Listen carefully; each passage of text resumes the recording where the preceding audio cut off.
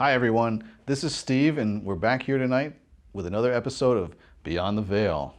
I'm here tonight with Scott, Manny, Rafael. Juan. Right. So tonight we're here to talk about the veil and what's beyond the veil. So I thought this was an interesting topic. Actually, Scott suggested this topic for us tonight, and I thought it's a great idea. So when we talk about Spiritism, a lot of people have a hard time to actually define what is Spiritism, because when we talk about Spiritism, usually we're talking about the Spirit's book and 1,019 questions that Allan Kardec gave us with questions and answers. But to actually talk about Spiritism in its most simplest terms, what we're actually talking about is the existence of an invisible world that's right here beside our material world. This world that we can't see or touch with our normal senses, but it's right here beside us all the time, and it's inhabited by spirits, which are the souls of people who used to inhabit this material world very often.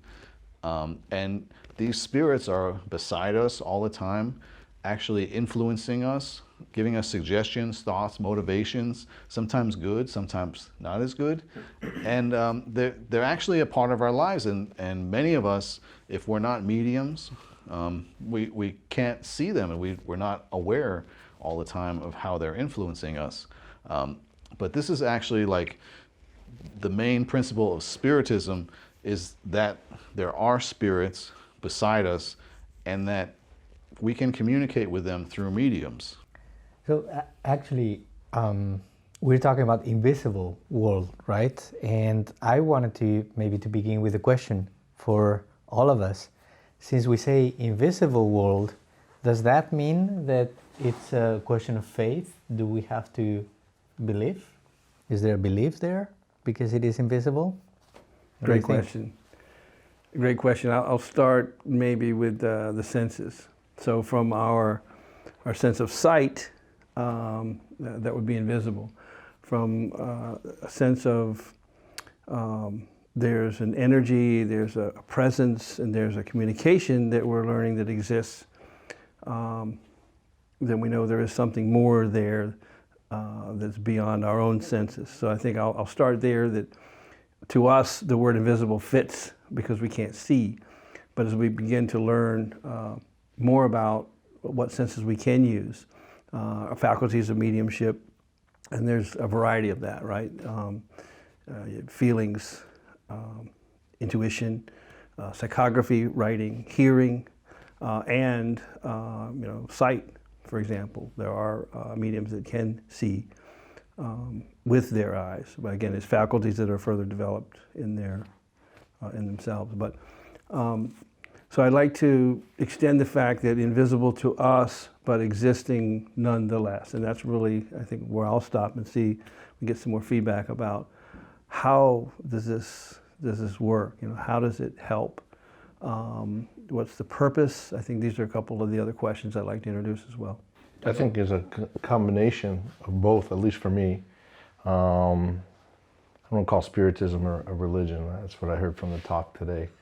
It's more of a, how do you say?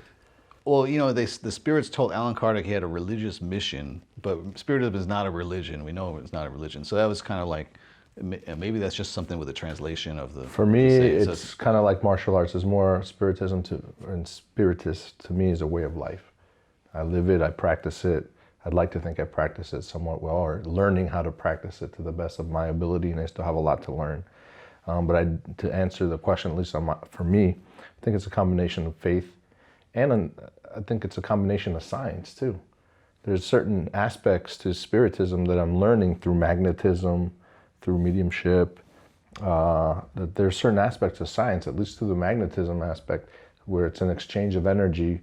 I'm a magnetizer. I've taken the course, and I've seen some awesome results. People that are depressed, people that have anxiety, people that have certain kind of cancers, people that are really sick, and they come in here and they take magnetism, very seriously, and they come and they're open to the idea of magnetism, and they get better. And that's a science to me, at least. You know, for somebody to come in here, and I've been part of it. I'm a patient as well as a magnetizer, and I came here with some anxiety, some depression, and going through some magnetism, I got better, man. I felt better. I lowered the medication that I was taking to the lowest point. Right now I take some medication still, but it's at the lowest point it's been since I've had to take it. And I think that has to do with science. You know what I was just going to mention, because based on what Scott said, you were adding it too, is when we talk about the invisible world and having faith in these communications that we're receiving, we could also make the analogy to radio waves. Like, I can't see them, but we know that they must be there because you turn the radio on and you get radio stations, right? And so it's much the same kind of idea with Spiritism. It's like, well, I can't see the spirits, but we can receive the communication through mediums, through intermediaries. It's like mediums, they just have that physical antenna like built into their brain, into the pineal gland, right, that allows them to actually receive the communication. So just that idea that, and just like you were saying, like, you don't really have to believe, but when you come and you see the effects, you see the evidence, you see people getting better, you see it changing people's lives, you see, you know, the communication. We can't see black holes, but they can measure the way that, like, asteroids are moving past them, and actually, you know, the gravity, they can actually measure that they're there. So, you know, we can't actually see the cause, but we can see the effects. And because of the effects, just like Alan Kardec is always talking about cause and effect, we can see that for every intelligent effect, there must be an intelligent cause. Yeah, and much in the same way he was talking about magnetism, how it's a transfer of energy. A lot of people don't really believe in spirits per se, but they have this idea that their thoughts, you know, have power, and thoughts also is a transfer of energy. You know, the power of prayer, the power of positive thinking. People who aren't religious even believe this type of thing. You know, people who do yoga or Tai Chi, it's an inner respect for yourself. The positive thinking is going to have a beneficial effect on you and also the people around you. So people don't necessarily believe in spirits per se when it comes to these type of topics, but it seems like a lot of people do believe in controlling their thoughts, the power of their thoughts, and being mindful of what they choose to put out there and into their bodies. Can you explain a little bit more about the magnetized water? Because that's something that you had to talk about, and I thought it was really interesting. Yeah, I did. So water is a very powerful conductor, and kind of like it almost acts like a reservoir for, you know, for the ability to hold and sustain energy. And the same way that, you know, our thoughts have power, we can transfer that positive influence into a certain type of like a material. Water just happens to be a very good conductor of that energy, and you know, like it can store that energy for long periods of time and very effectively. So if you concentrate your will and concentrate your energy, you're able to have a positive effect on water, and you can imprint, you know, some of your positive, you know, influence onto it. That's kind of like I guess more of a scientific way of saying it, but basically, you know, it's the same as saying a prayer for someone. You say a prayer, think positively, your energy is transferred to, you know, something like water. It's able to store that energy, and you're able to drink that water, or, you know, you're able to pray for it for someone else, and they can drink the water, and it has beneficial effects. And we've seen some results of that as well. That's a really good analogy with the water, because if you think about it, you know, for thousands of years, I'm sure, you know, we've had the idea of holy water. They take water and pray for it, and some people would drink it, or, you know, maybe like rub it on themselves or something, and they'd have this faith and belief that it would make them better. Then you have other people that would say, like, it's all in your head, you know, it's just, you know, it's just water. It's only because you're thinking positively that it might be making you better. It's like a placebo. but then we had Dr. Emoto, right? Is that his name? Yeah. That actually put the water under the microscope and saw like when you pray for the water, when you talk to it, when you sing to it, when you love the water, it changes the molecules that they actually turn into like beautiful crystal snowflakes. And the water that like they would do the experiment where people would, hate the water and try to fill it with like anger and bad vibes, and they would see like the water would just turn into like this toxic looking, like bad looking molecules. So through science, we actually proved that, water could actually be influenced by people's thoughts, so we have that. It took science so long. So now like you can't possibly like criticize, maybe you could if you were really, you'd have to study water more than Dr. Emoto has studied water to have any type of criticism for his work. And I don't know anybody else who's done that, but and the same thing would go in the case of Spiritism. Alan Kardec is always saying, if you want to criticize the doctrine of Spiritism, like first thing you need to do is study it thoroughly, because people that criticize it, often they just don't understand it, they haven't read it, they haven't studied it, they just want to like write it off immediately, and they don't really have a very good argument for, like if you would just start from the beginning and go through the process. And sometimes, like Alan Kardec encourages people to be skeptical and ask questions and don't believe everything that's presented to you, like just matter of factly, like go through the process. And Spiritism had to go through a process too. Like it's not like somebody just one day picked up a pen and started writing and said, here's the communications. They went through the table turning, the rapping, the noises, and then like where the tables would knock out and make letters with a certain amount. And then it went through the basket where they're just resting their hand on the basket with the pencil, writing the communication. And so it had to go through this whole process, this like evolution of spirit communications, because if somebody had just picked up a pencil and started writing out, mediumship communications from spirits, you could have said, oh, they just wrote that themselves, it came from their own mind. But like, no, like they're resting their hands on the table and the pencil is writing by itself. So, and there's lots of people around.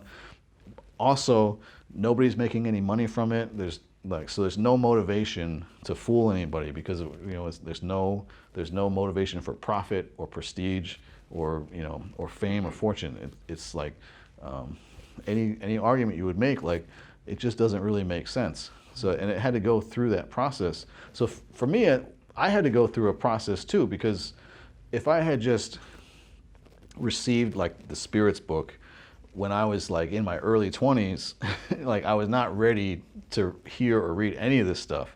I had to like go through different phases in my own personal evolution, to be ready to receive this idea and be open-minded enough that, maybe there's a possibility that this could be true. And, when I started reading the Spirits book and going through like just the introduction where Alan Kardec starts to explain how it started, where it began, how it progressed, and how it got to the point where it's at now. And then he starts to actually give us like the points of the doctrine. Then it's like, okay, like I understand how you got here, how it progressed, and now that I understand like sort of the basis of how it works, like I can accept it. And that process that you're talking about, that happened basically in the 1850s, so 160 years ago. And although Allan Kardec, he was from France, and he compiled the Spirits book and the rest of the books from France, it was something that was happening worldwide, and we have accounts of that phenomena happening all over the globe. So it was a moment when, as you say, there was a process, and that phenomena was needed to get to the point where we are right now, and where we've been since the Spirits book was published.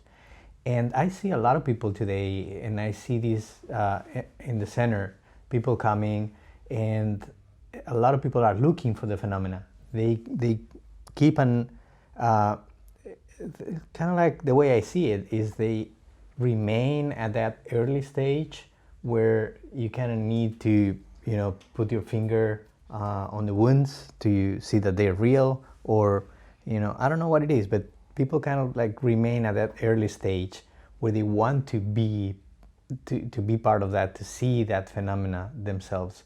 And of course, it's very well explained throughout the books, and particularly in the Medium's book, and how that happens. And to me, I'm gonna talk about my personal experience.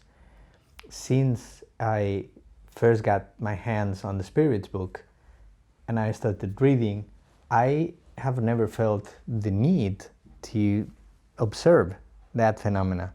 And in a way, responding to the first question also, I don't think this is a question of faith. You have, some of you have explained how science is, getting there. I think throughout the books and throughout that process, it's very well explained. And outside of Spiritism, there are so many accounts, so many experiences, even in science, with past lives, with the work that it's being done with children and their remembering of their past lives. Just some of the examples, but there are more that I think it's overwhelming. But of course, you have to be, as you say, prepared. The same way that when you were 20, you would have not, you would have not done any good to you. I think it's personal. So talking about my personal experience, I was ready when the book came to me and arrived in my hands. So I never felt the need for that. And I can see that process had a moment and had a time and had a reason, and it happened when it had to happen. Yeah. Let's go to kind of a step further about why. So why? What would be the purpose or the gain for the communications from the invisible world? So we understand that I'm a spirit animating this body, and when this body is worn out, for example, then I continue to live, and so the communication is coming for what purpose, right? So I'll still be living in another dimension, in cities, and working and studying and preparing for another incarnation, say another 300, 400 years, whatever that time frame is. But the purpose, right? So I'll start with, so with Jesus, our best teacher, right? So part of messages that came through in his time, 2,000 years ago, we'll talk about, and the books, the Kardec books also help explain, the parables and why they're written that way. Because, for the time, they had to be said in a certain way. But later in time, you can read between that and understand other ideas. But even Jesus himself had several references to the more will come, to teach you what to continue my work, right? That's the baseline of the message. They came, and then he starts calling out, coming in the form of the consoler and the spirit of truth, and some of these other analogies that kind of connect, more will come to continue my work. And so if we connect the dots all the way back to Jesus, then there's a divine purpose of a moral evolution, a moral cause, a moral result of the communication. And it's almost like when people try to contradict Spiritism and its teachings, and you say, well, how could you? If it's helping remind you to be charitable and loving and kind and giving and selfless, is there anything wrong with that? No, so you can't be contradicted. So that also happens to match with the information that's coming through a medium, right? The intermediary between the invisible world and a spirit right, discarnated, and the communication coming through, and these messages, this information is the same. The nice part, the neat part, and the cool part about this is it's not in parables. You know what it says? Love one another, care for one another, do for one another, give to one another. And it's like, wow, okay, so there it is, plain English. And so that's another key point here. So the fact that this other dimension exists, the fact that we have ways to hear it, feel it, touch it, and see it through mediums with different sets of faculty or sensitivities to hearing, seeing, or feeling this information, and then interpreting the message or directly implying the same teachings from thousands of years ago. Love one another, take care of one another. It's incredible. Yeah. So I'd like to expand on that if you would, please. Yeah, I was kind of thinking of the same thing. You know, of course, you know, Allan Kardec, you know, did his work in the 1800s, but, you know, this phenomenon of receiving messages is such a natural thing. It's been happening for thousands and thousands of years. You know, you can think of, you know, Socrates and Plato and Aristotle, you know, great minds, you know, Einstein, you know, Tesla. They were getting inspirations from somewhere. Of course, Einstein, and you know, is a more modern person, but this faculty of receiving these messages, getting this inspiration, getting, you know, messages from the other side. It's something that's been happening for a very long time, and it's something completely natural. And you know, when you were mentioning about Jesus giving us these messages, and Allan Kardec, you know, helping us. Allan Kardec says in the book of Genesis, Miracles and Predictions according to Spiritism, in the very beginning, he says, Spiritism is the third revelation. The first revelation being the Decalogue, the 10 Commandments from Moses. The second revelation being Jesus and his message to love one another. You know, and then Spiritism comes along, and it's a revelation because we were revealed, something was revealed to us that we couldn't see. So that's why it's important, because we, you know, most of us, a great majority of us, can't see the other side. We can't hear the spirits, but this was revealed to us, and you know why it came at this time. You know, this is the time when we were ready for it. You know, and yeah, I do love some of the things we read about in Kardec. They actually explain some of the parables of Jesus, because at that time when I said I wasn't ready for Spiritism, I also like would just write off a lot of the stuff that Jesus said, because I'm like, this doesn't make any sense at all. Like, you know, and you know, especially that chapter in the Gospel according to Spiritism, they talk about strange morals. Mm-hmm. Helps explain like a lot of things that just don't seem to make sense to us. You know, like Jesus is coming here preaching love, but then how come he says like, I come here with a sword, something like that, you know, like, you know, why would he say something like that? It doesn't seem to make sense to us, but like, no, he's just saying he's here to shake things up and to make some changes the way we've been living, you know, and so, and that's really important, like, that we have that message, like, for me, you know, a lot of people talk about Spiritism and the science and the philosophy and the moral consequences. And for me, like, that's really been the most important part. I like lectures I go to about quantum physics and things like that. But for me, the most important thing is that I learned like how to live my life and how to be a better person, and why to be a better person for me was important, because people always say like, oh, I want to be a better person. And I would say like, why? You know, like, being selfish seems like a pretty good thing, you know, like more for me, like if I'm just selfish, you know, and I was just like, maybe I'm the only one, but like I needed like a little extra help, like to understand, you know, just, I don't know, but I'm just saying like, and to understand that like there's a life after this material life, because Allan Kardec says in the book, What is Spiritism? He explains really well, like, if at the very least, like, all you really get from this is that there's another life after this one, that when you die, like, you don't die. You continue living in another form for all of eternity. Like, just understand that, and that's like the one thing that should change your perspective. Because for me, like, I was really a materialist. I had this belief that once I die, I'd just become nothing. And unfortunately, like a lot of people have that belief. It's becoming more and more of a popular belief.